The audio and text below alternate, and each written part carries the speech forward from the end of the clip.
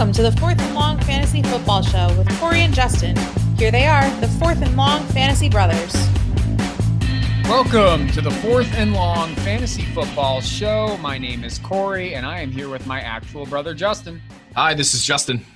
Justin, today we're doing our Fantasy Risers and Fallers segment, and we'll be touching on five guys apiece who are rising or falling down our draft boards and our rankings. With that being said, let's get right into it. On today's show, all right, Justin and I will be going through 10 players who we have either rising up draft boards or falling in our rankings. Justin, why don't you get things started with our first riser? So the first guy on my list, Corey, is a riser, and it's going to be Los Angeles Rams running back Darrell Henderson.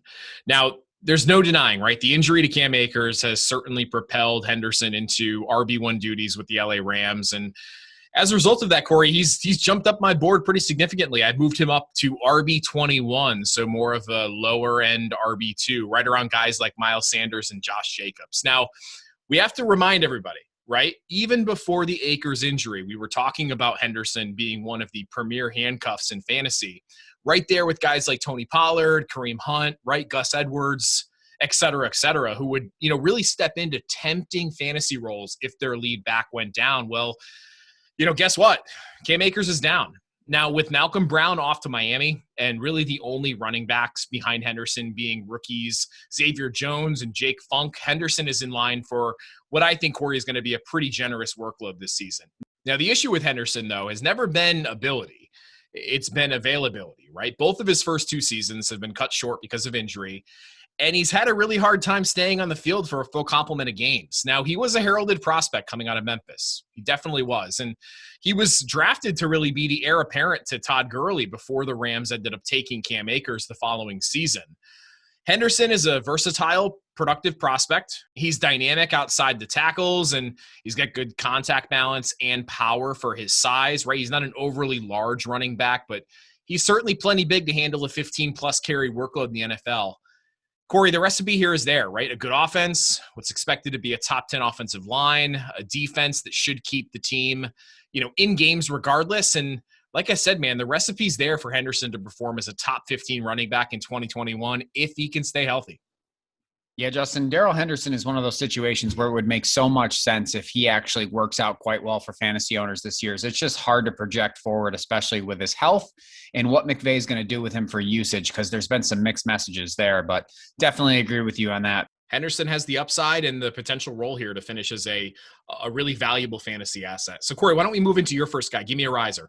Yeah, so my riser is going to be Jets wide receiver Elijah Moore, the rookie. Now, I know this is becoming probably a bit of a trendy pick, but it's one that I'm starting to see the appeal in, because even though it's becoming that hipster type pick, most ADP markings aren't really reflecting it. Now, this Jets wide receiver is in a room with no serious competition, and he's with a group that's looking for a wide receiver one. Now, Moore is becoming that trendy pick, like I said, for a lot of reasons, but those who watch college tape have been singing this guy's praises for a long time now. The arguments against his potential arrival on the scene are faulty, in my opinion.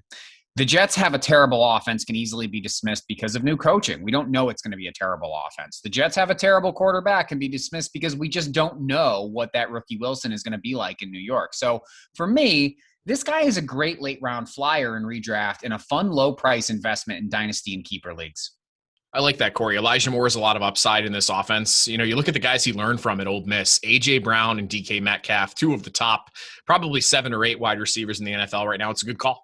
Yeah, Justin, definitely one of those picks that's becoming more and more intriguing for me as we're getting closer to draft season. Now, Justin, we've talked about a couple of risers. Give me your first faller. Yeah, Corey, my first faller on this list is going to be New York Giants wide receiver Kenny Golladay. We often say, right, you don't want to listen to the good, but you want to listen to the bad. Well, from what I've been hearing and what I've been seeing, the drumbeat for Kenny Golladay has not been strong as he integrates with his new quarterback here in New York. Reports are that chemistry just hasn't been there, right? That he's having a hard time separating himself from the rest of the wide receivers in that room. And it's really been overwhelmingly negative surrounding Golladay, and that's never a good thing. Now, in most circumstances, right, I'd say, okay, whatever. He's a talented wide receiver. It's just taking him some time to really develop and grow that chemistry in that offense. But he's already dealing with a soft tissue injury. He came up gimp with a hamstring pull back last week as training camp got started. And as we know, Corey, those soft tissue injuries can linger into and throughout the season. Now, I was already low on Kenny Golladay, and I'm even lower now, right? Give me guys like Deontay Johnson, Adam Thielen, and even Tyler Boyd over Kenny Golladay. He's falling down my board fast, Corey. Yeah, Justin, it's hard to ignore a lot of the news with Kenny Golladay and this injury concern because he's coming off of an injury-ridden season and he's been injured for a lot of his career. So definitely worth someone who you could be fading on. I still really love the talent of Kenny Golladay, but you can't ignore a situation like this. Yeah, maybe I'm wrong, right? I mean, maybe he does integrate really quickly with Daniel Jones and the New York Giants, and he shows that talent that we all know he has. But, I'm not willing to take that risk, especially at his current price. So why don't you get into your Corey first follow here? Who do you got on your list? Yeah, Justin, and this one's going to pain me, and this won't be too complex of a take, but my first follower is going to be tight end Dallas Goedert from the Eagles. Now, I like Dallas Goedert a lot. Some folks are TJ Hawkinson people. Some folks are Mark Andrews people. I'm a Dallas Goedert person through and through. But why is Zach Ertz still there? Why, the more I watch Jalen Hurts' film from last year, the more I start to feel queasy, right? What are the answers to those questions? And I'll tell you why. It's because they're undeniable, in my opinion. And I'm worried that even Goedert, as good as he is, won't be able to float on a sinking ship. So Goedert has gone from a fun pick to a risky one in my mind. And I think, honestly, Justin, I'll just be avoiding it until I see a little more light in this dark cloud. Yeah, hopefully there's some clearing as we approach draft season in the beginning of the season here. But I totally see it. A guy that you and I are both high on in Dallas Goedert. C's not totally parting there for him to truly break out. So it's definitely a risky call. I like it. Yeah, Justin, I think I'd like Goedert around that tight end 10 in the current situation, but that's not where he's going. But who knows, as long as Ertz stays there and, if the news on Hurts potentially trends negative, Goedert could fall. But at the moment, he's going around that tight end 7 range, and that's a little too high for me. So, Justin, with that said, that was my faller. Why don't you get us back on the positive? Let's talk about a riser. Yeah, my next riser is going to be LA Rams wide receiver Cooper Kupp. Another Ram on this list, another riser. And I've really warmed up to Cooper Kupp, Corey, recently. And I spotlighted him in our 5 players to own in fantasy this season episode back a few weeks ago. I just really like the prospects of Kupp returning to his 2019 form. People are so quick to forget that Kupp was a top 5 wide receiver just 2 short seasons ago. Now, what hurt Kupp in 2020? The TD luck was just not there, man. It just wasn't. He only scored 3 touchdowns last season after scoring 10 the year before that. I think 90-plus catches, 1,200 yards, and 8 touchdowns are what I expect from the 28-year-old slot wide receiver. And I've actually moved him into my top 15, and I actually have him just 2 spots ahead of teammate Robert Woods. It's fair to say I like Cooper Kupp this year a lot. With an improved quarterback situation, right, a play caller in McVay who likes to leverage his entire offensive arsenal, I continue to beat the drum, Corey, that Cooper Kupp is a wide receiver 1. Justin, I would like you to keep quiet on this because I'm loving how Cooper Kupp's value is just so down this year.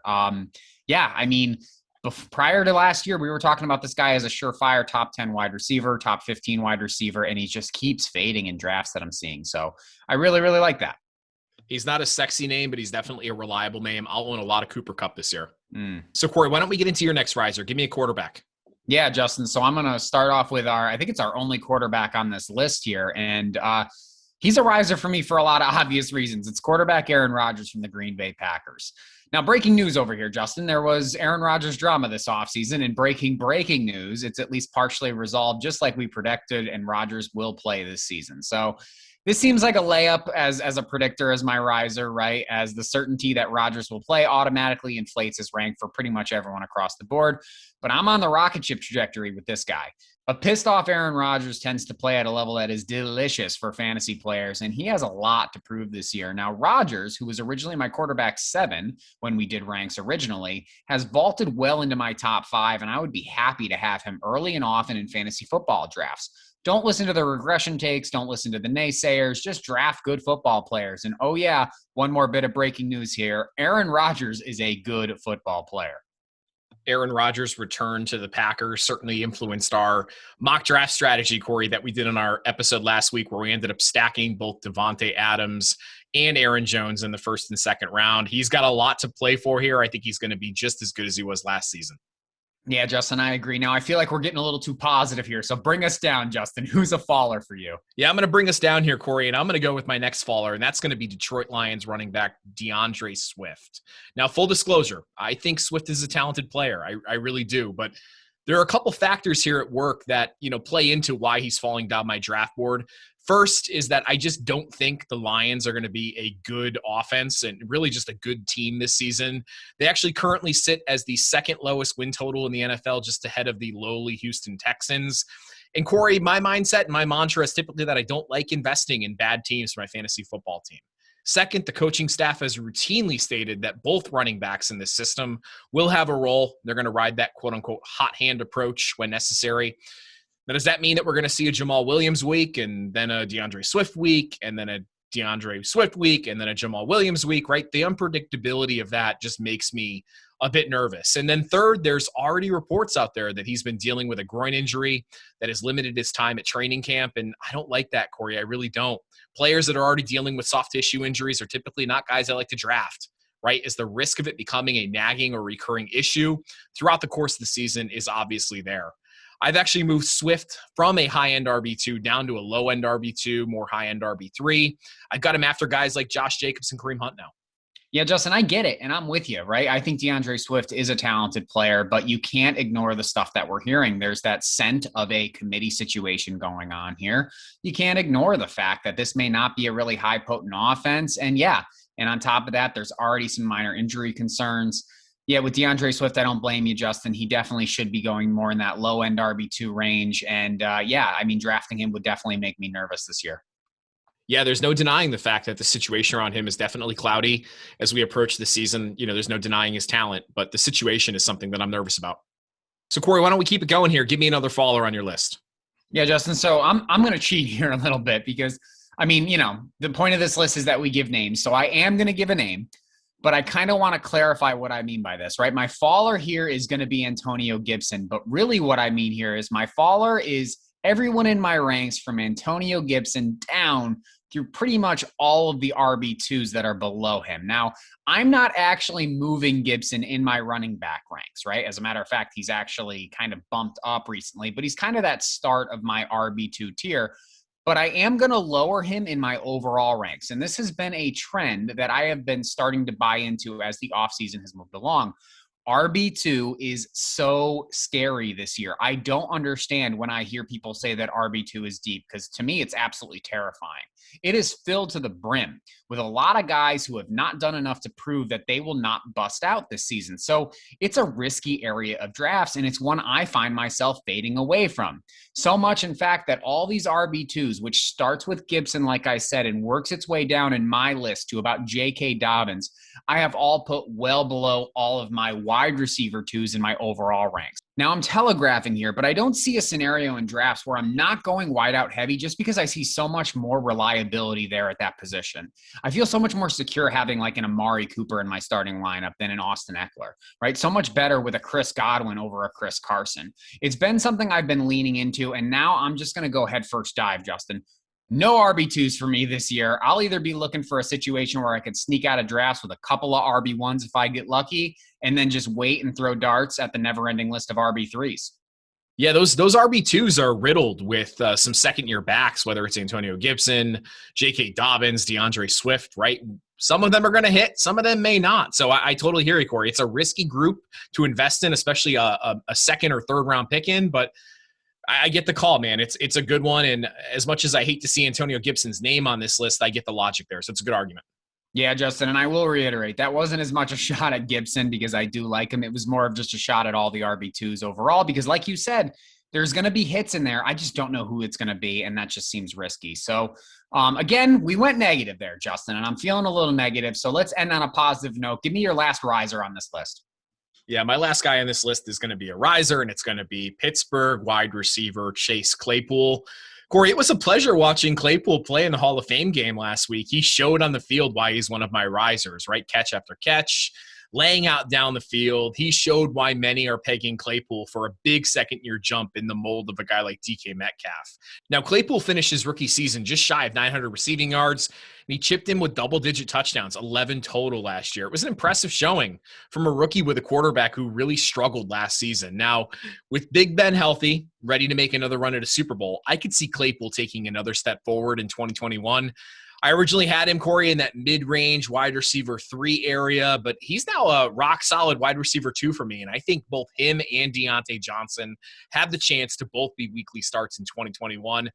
Physical tools are there. The God-given talent is there. We could be looking at the next great wide receiver in Chase Claypool.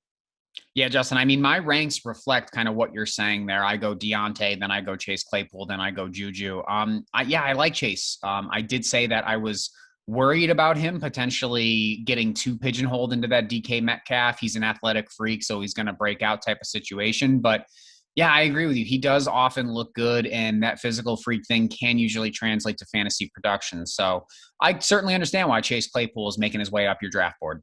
It was nice seeing it with my eyes on Thursday, right? Seeing the Hall of Fame game, watching it, passing the eye test, looking like the bona fide wide receiver he can become. I like the idea and the prospects of Chase Claypool being a potentially top 15 wide receiver heading into next season.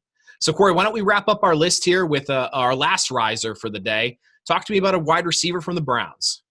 Yeah, Justin. Now this one, Justin, have you ever surprised yourself here with one of these takes? Because this, oh yeah. Yeah, this one definitely has me surprised because I'm going to go with wide receiver Jarvis Landry on the Cleveland Browns. Now, Jarvis Landry was a fantasy asset that I swore off after his Miami days. He just wasn't a fun fantasy pick for me, and I didn't think he ever would be ever again in his career. Then something happened. Well, a lot of things actually happened. I lost faith in Odell Beckham Jr. I liked seeing Landry tough his way through injuries last year, and I love the narrative. Justin, I love to zig when others zag. I love the narrative that Cleveland will be way too run-heavy, quote-unquote, this year to validate any kind of reliable pass catcher. That's not always a good fantasy football argument. Now, Landry is a nice value this year and most likely won't need to be started in your leagues based on where he's going, but previously, he was firmly entrenched in my wide receivers 4s, and I'm liking Landry as a wide receiver 3 these days. I even wouldn't mind starting him in week 1 if I had a roster that has all its other positions checked off. So call me crazy, Justin, but to end this list, I'm going to say that I'm falling back in love with Jarvis Landry. The one thing that we can rely on Jarvis Landry for is playing almost a full season, right? I mean, he's only missed 1 game, and it was last year. The guy's just an Iron Man in the NFL. He's a rock-solid sort of 85-catch, 950-yard, and 5 touchdown sort of guy. I like that on my bench. It's a good call, Corey. Yeah, Justin, I'm definitely excited for all these guys and seeing where they're going. Fantasy football cannot come soon enough, but that will do it. I'd like to remind you all to please remember to comment and like on this video on YouTube, subscribe to the channel, and find us anywhere where you can find podcasts, that or anything else you can do to show some support. I'm Corey. And I'm Justin. And this has been the 4th and Long Fantasy Football Show. We will see you next time.